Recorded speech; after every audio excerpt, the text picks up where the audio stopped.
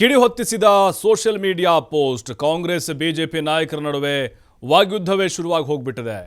ಮೈಸೂರಿನ ಉದಯಗಿರಿ ಪೊಲೀಸ್ ಠಾಣೆ ಮೇಲೆ ಕಲ್ಲು ತೂರಾಟವನ್ನು ನಡೆಸಿದ್ದಾರೆ ಉದ್ರಿಕ್ತರು.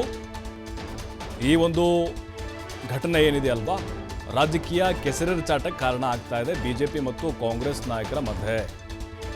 ಡಿಜೆ ಹಳ್ಳಿ ಕೆಜೆ ಹಳ್ಳಿ ಆಗಲೂ ಕೂಡ ಹಾಗೆ ಆಗಿತ್ತು. ಅದಾದ ಮೇಲೆ ಹಳೆ ಹುಬ್ಳಿ ಕೇಸು, ಪೊಲೀಸ್ ಠಾಣೆ ಮೇಲೆ ದಾಳಿ ಮಾಡಿದ್ದು, ಈಗ ಉದಯಗಿರಿ ಠಾಣೆದು. ರಾಜ್ಯ ಸರ್ಕಾರದ ವಿರುದ್ಧ ಪ್ರತಿಪಕ್ಷ ನಾಯಕ ಆರ್ ಅಶೋಕ್ ಪ್ರತಾಪ್ ಸಿಂಹ ಕಿಡಿಕಾರಿದ್ದಾರೆ. ಸಿದ್ದರಾಮಯ್ಯ ನವೆಂಬರ್ವರೆಗೆ ಮಾತ್ರ ಸಿಎಂ ಆಗಿರುತ್ತಾರೆ, ನವೆಂಬರ್ವರೆಗಾದರೂ ಕೂಡ ಒಳ್ಳೆಯ ಕೆಲಸ ಮಾಡಿ ಅಂತ ಅಶೋಕ್ ವ್ಯಂಗ್ಯ ಮಾಡಿದ್ದಾರೆ. ಇನ್ನು ಟಿಪ್ಪು ಸಂತತಿ ಅವರು ಮಾಡಿರುವಂತಹ ಗಲಾಟೆ ಇದು ತಾಲಿಬಾನ್ ಸರ್ಕಾರ ಅಂತ ಮಾಜಿ ಸಂಸದ ಪ್ರತಾಪ್ ಸಿಂಹ ವಾಗ್ದಾಳಿಯನ್ನು ನಡೆಸಿದ್ದಾರೆ. ಯಾಕಂತ ಹೇಳಿದ್ರೆ, ಅವಹೇಳನಕಾರಿ ಪೋಸ್ಟ್ ಮಾಡಿದರೆ ಅಲ್ಲಿ ಕ್ರಮವನ್ನು ತೆಗೆದುಕೊಳ್ಳಲಿಕ್ಕೆ ಕಾನೂನಿದೆ, ಪೊಲೀಸ್ ಇದ್ದಾರೆ. ಆದರೆ ಅಲ್ಲಿ ಉದ್ರಿಕ್ತರ ಗುಂಪು ಬಂದು ಪೊಲೀಸ್ ವಾಹನಗಳನ್ನು ಜಖಂ ಮಾಡೋದು, ಅವರು ತಲೆ ಹೊಡೆಯೋದು, ಬೆಂಕಿ ಹಚ್ಚೋದು, ಪೊಲೀಸ್ ಠಾಣೆಗೆ ಕಲ್ಲು ಹೊಡೆಯೋದು, ಅದು ಈಗ ಕಾಂಗ್ರೆಸ್ ಸರ್ಕಾರ ಇದೆ. ಬಿ ಜೆ ಪಿಯವರು ಈಗ ಇದನ್ನೇ ರಾಜಕೀಯ ಅಸ್ತ್ರವನ್ನಾಗಿ ಬಳಕೆ ಮಾಡಿಕೊಂಡಿದ್ದಾರೆ.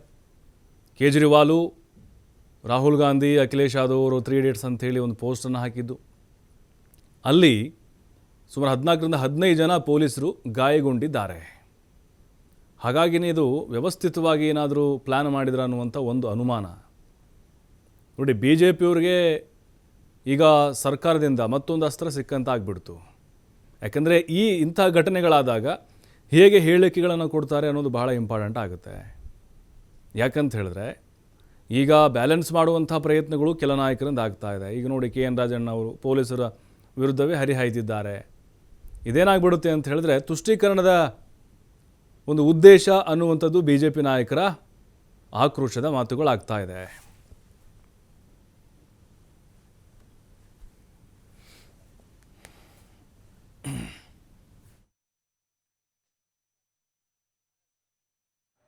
ಒಳಿತು ಮಾಡು ಮನುಷ್ಯ, ನೀ ಇರೋದು 3 ದಿವಸ ಅನ್ನಂಗೆ ನೀ ಇರೋದು 6 ತಿಂಗಳು.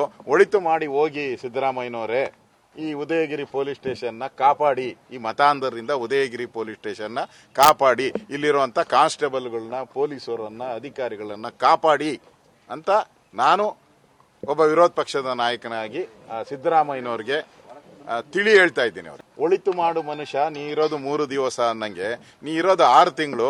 ಒಳಿತು ಮಾಡಿ ಹೋಗಿ ಸಿದ್ದರಾಮಯ್ಯನವರೇ.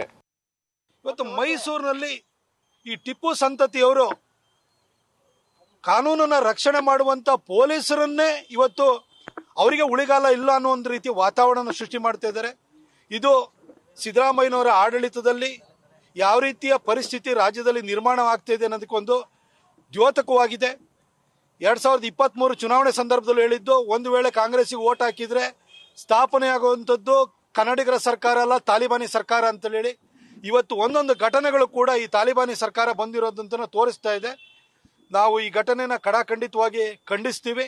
ಪೊಲೀಸ್ ಇಲಾಖೆಯನ್ನು ಕೂಡ ಇನ್ನಾದ್ರೂ ಕೂಡ ನೀವು ಆಳುವ ಸರ್ಕಾರದ ಅಣತಿಯ ಮೇರೆಗೆ ನಡೆಯುವಂಥದ್ದನ್ನು ಬಿಟ್ಟು ನಿಮ್ಮ ಅಧಿಕಾರಿಗಳನ್ನ ರಕ್ಷಣೆ ಮಾಡ್ಕೊಳ್ಳೋದಕ್ಕೋಸ್ಕರನಾದ್ರೂ ಕೂಡ ನೀವು ಕಾರ್ಯಪ್ರವೃತ್ತರಾಗಬೇಕು ಅಂತ ಕೇಳ್ಕೊಳ್ತೀನಿ. ಈ ಹಿಂದೆ ಸಿದ್ದರಾಮಯ್ಯನವರು ಮುಖ್ಯಮಂತ್ರಿ ಆಗಿದ್ದಂಥ ಸಂದರ್ಭದಲ್ಲಿ ಪೊಲೀಸ್ ಅಧಿಕಾರಿಯಾಗಿದ್ದಂಥ ಮಲ್ಲಿಕಾರ್ಜುನ ಬಂಡೆ ಅವರನ್ನ ಹತ್ಯೆಯನ್ನು ಮಾಡಿದ್ರು. PSI ಜಗದೀಶ್ ಅವರನ್ನ ಡ್ರ್ಯಾಗನ್ನಲ್ಲಿ ಚುಚ್ಚಿ ಸಾಯಿಸಿದ್ರು. MK ಗಣಪತಿ ಅವರನ್ನು ಕೂಡ ಅನುಮಾನಾಸ್ಪದವಾಗಿ ಸಾವನ್ನಪ್ಪುವಂತ ಘಟನೆ ನಡೆದಿತ್ತು. ಇದೇ ಮೈಸೂರಿನಲ್ಲಿ ರಶ್ಮಿ ಮಹೇಶ್ ಅವರ ಮೇಲೆ ದಾಳಿಯಾಗಿತ್ತು. DC ಆಗಿದ್ದಂಥ ಶಿಖಾ ಅವರ ಮೇಲೆ ಅವಾಚ್ಯ ಶಬ್ದಗಳಿಂದ ನಿಲ್ಲಿಸುವಂತ ಕೆಲಸವನ್ನ ಸಿದ್ದರಾಮಯ್ಯನವರ ಶಿಷ್ಯನೇ ಮಾಡಿದ್ದ.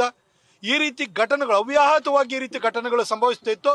ಈಗ ಅವರ 2ನೇ ಅವಧಿನಲ್ಲಿ ಪೊಲೀಸ್ ಸ್ಟೇಷನ್ ಮೇಲೆ ದಾಳಿ ಮಾಡುವಂತ ಕೆಲಸವನ್ನು ಮಾಡ್ತಿದೆ. ಅಂದ್ರೆ ಕಾನೂನಿನ ಪಾಲನೆಯನ್ನು ಮಾಡ್ತಿರುವಂತಹ, ಕಾನೂನು ಸುವ್ಯವಸ್ಥೆಯನ್ನು ರಕ್ಷಣೆ ಮಾಡ್ತಿರುವಂತಹ ಪೊಲೀಸರ ಆತ್ಮಸ್ಥೈರ್ಯವನ್ನ ಕುಗ್ಗಿಸುವಂತ ಕೆಲಸ ಇವತ್ತು ನಡೀತಾ ಇದೆ.